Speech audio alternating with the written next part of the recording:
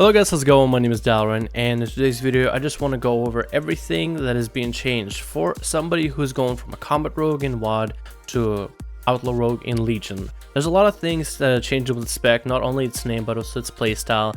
We're losing a lot of abilities of what Warlords brought us, but we're gaining a hell of a lot more of what Legion will bring us. So I just want to go over everything that has been changed for the combat rogue or the outlaw rogue spec, is what we will come to call it in the future. I want to go over all the basic abilities from talents to passives to whatever normal abilities that we are used to, and also go over new things we're gaining in Legion. I hope you guys enjoy this video and hopefully you find it very informative. I hope this video helps out many of you get adjusted into playing an outlaw rogue. I'm going to try to include as many important things as I can, or at least things that I find important for somebody going through the transition.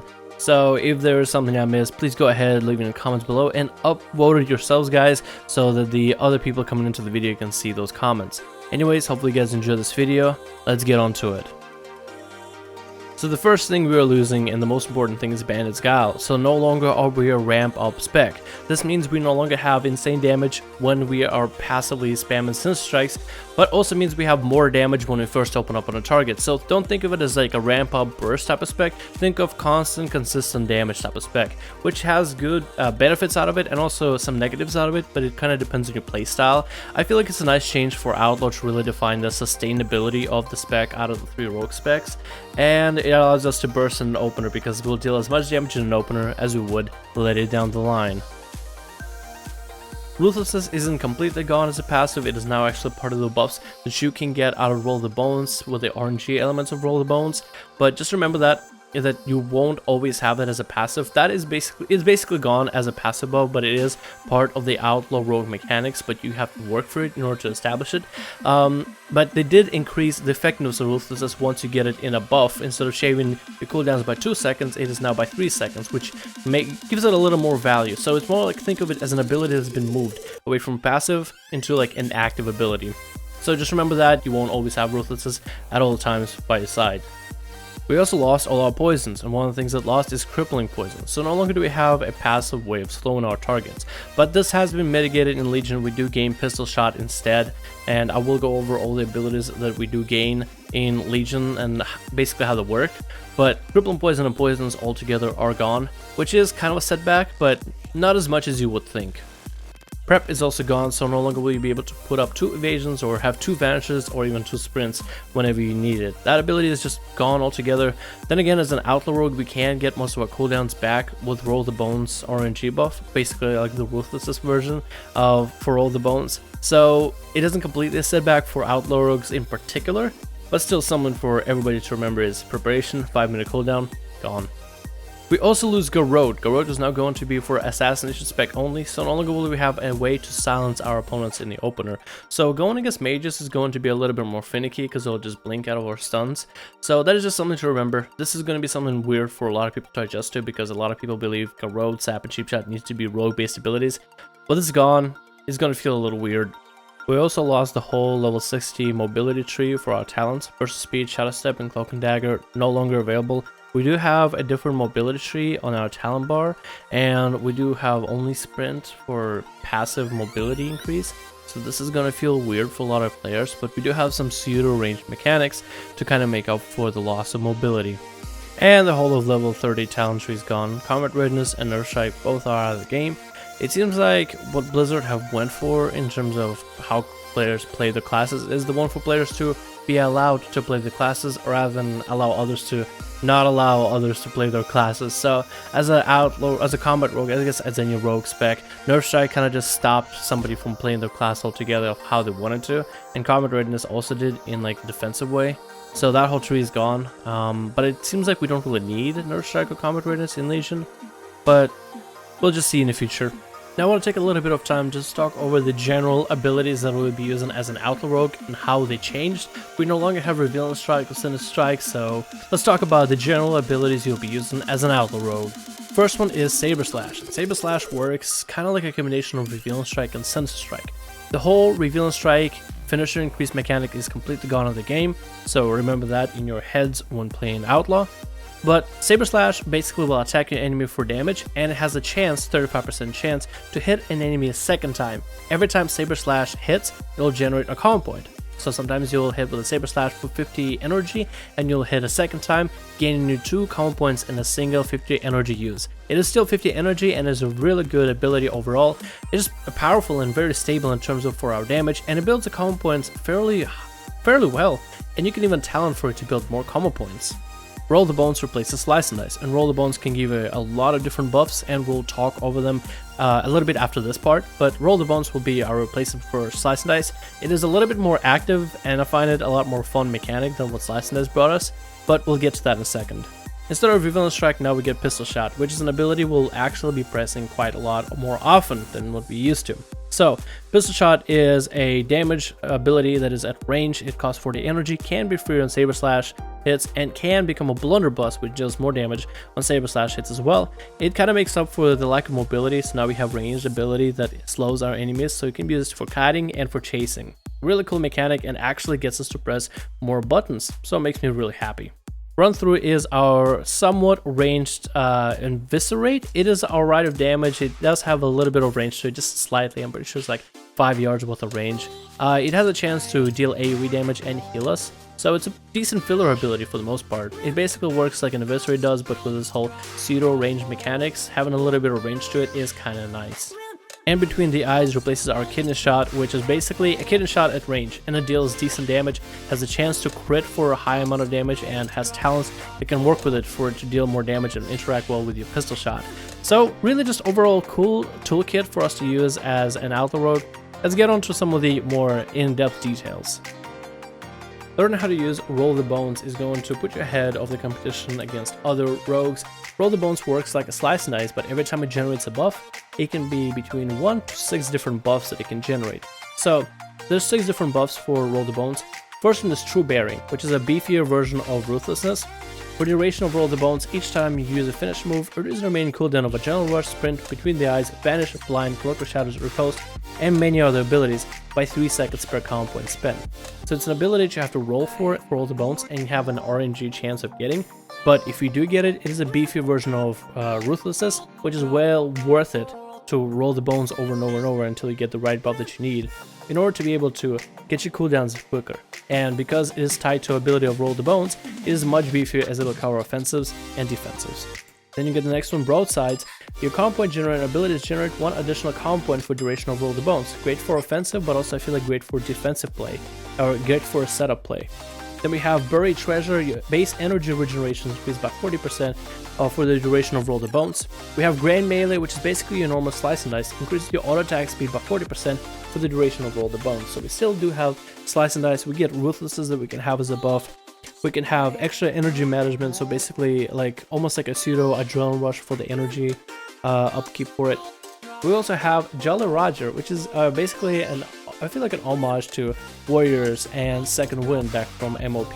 Second Wind used to heal you for a buttload if you're low health, and Jolly Roger heals you for 3% of maximum health every 1 second for the duration of Roll the Bones. Great for defensive play, but it sucks if you're trying to kill an opponent and you keep rolling Jolly Roger.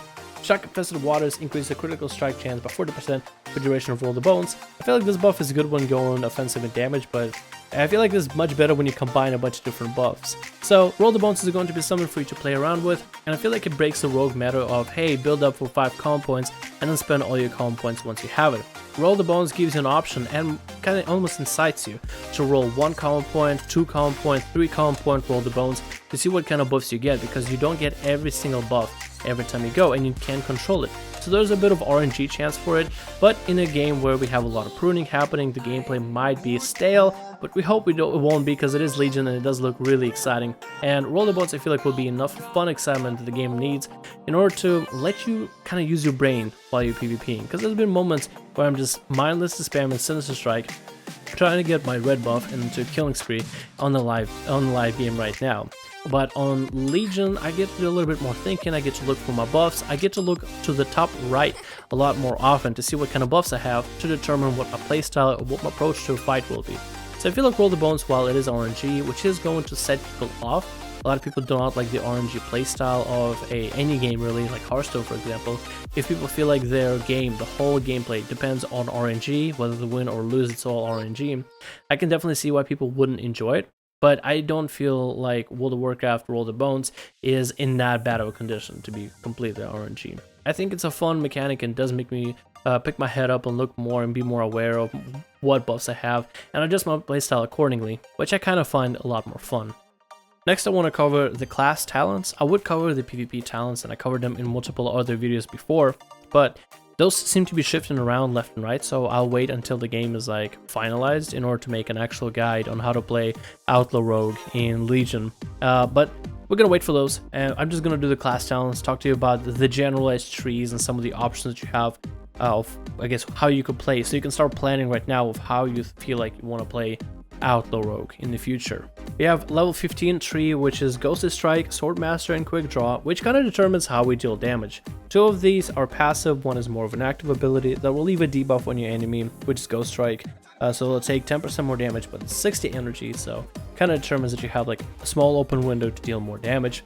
Swordmaster and Quick Draw are more passive. Swordmaster just amplifies your Sword Slash or Saber Slash, while Quick Draw kind of enhances your pistol shot. I feel like Swordmaster is better for melee type of combat, and Quick Draw kind of supports the whole pistol shot and generating combo points while at distance. So that kind of, this whole tree, it's up to you kind of how you want to deal damage. Then we have the level 30 tree, which is kind of like our mobility, sorta. We have the grappling hook, which offers a lot of mobility every 30 seconds. We have acrobatic strikes, which increases the range on our abilities slightly. So instead of being faster or instead of having mobility, you just have a wider range, so it's, I guess, easier to keep up with your targets or even to keep them at bay. And then you have hit and run, which simply increases the speed, the movement speed that you have at all times. And those are all viable options.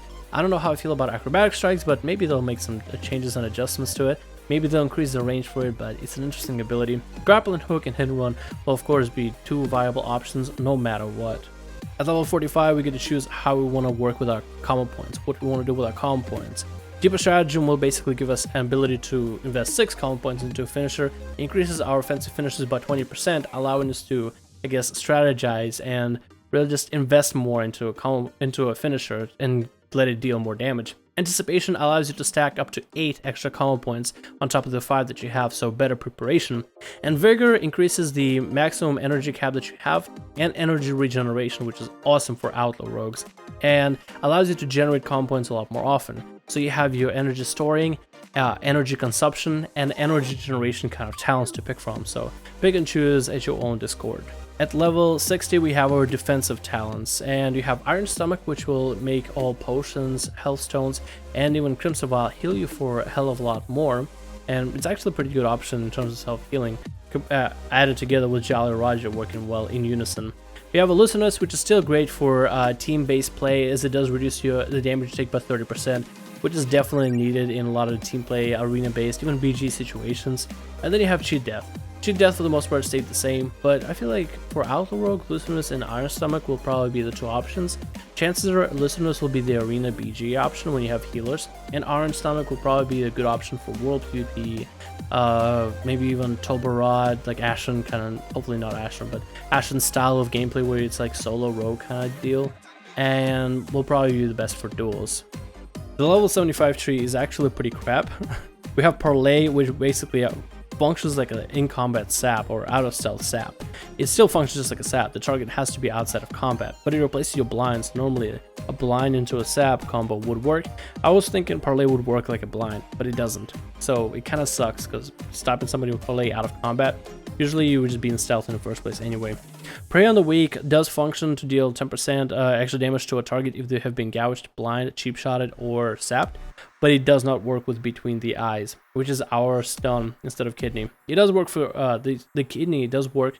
The 10% kidney damage does work for other specs of rogue like subtlety and assass, but it doesn't for combat, which makes it kind of terrible. And then we have Dirty Tricks, which removes energy costs of gouge and blind. And for somebody who's always played a combat rogue for a while, in order to maintain enough energy for a gouge or enough energy for a blind, now I'm just going to be able to turn off my brain and use those abilities without ever worrying for energy. It seems like Dirty Tricks is probably the best option here, because Prey on the Weak, Parlay kind of suck.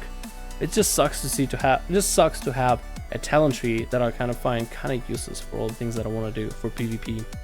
But that might be okay, because we have an interesting talent tree at level 90. We have Cannibal Barrage, which is basically an AoE based ability. It doesn't have some kind of a single target mechanic where, let's say, if it hits only one target, it'll deal more damage to that one singular target.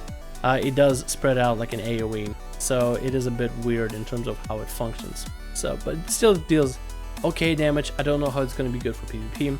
Alacrity has a potential to build up, so you gain a lot more haste out of it, so can be very, very powerful in terms of an ability that, you know, can be built up in order to single target, just sustain damage the hell out of our enemy. And then we still have Killing Spree, which is pretty powerful, still lovely, and probably the best talent that I've had so far. I do want to test Alacrity, but Killing Spree so far is my go-to choice.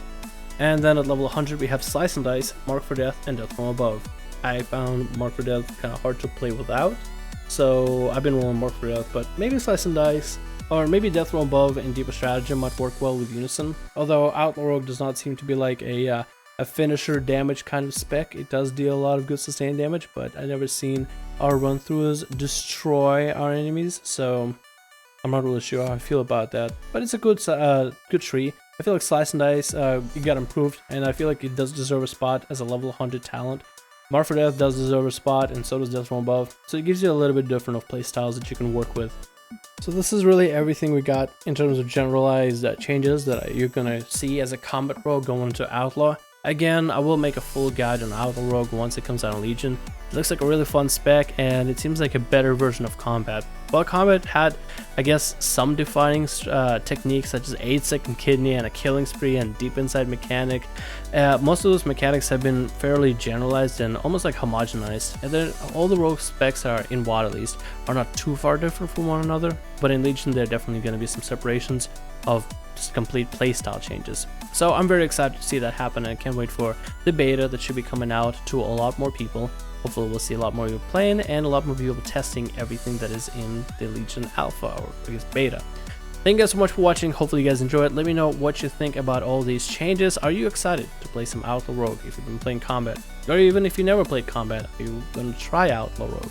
Which I think you definitely should. It's a fun spec and it is a blast to play, and I enjoy the hell out of it. So thank you guys so much for watching. Hope you guys enjoyed. I'll see you guys in another video.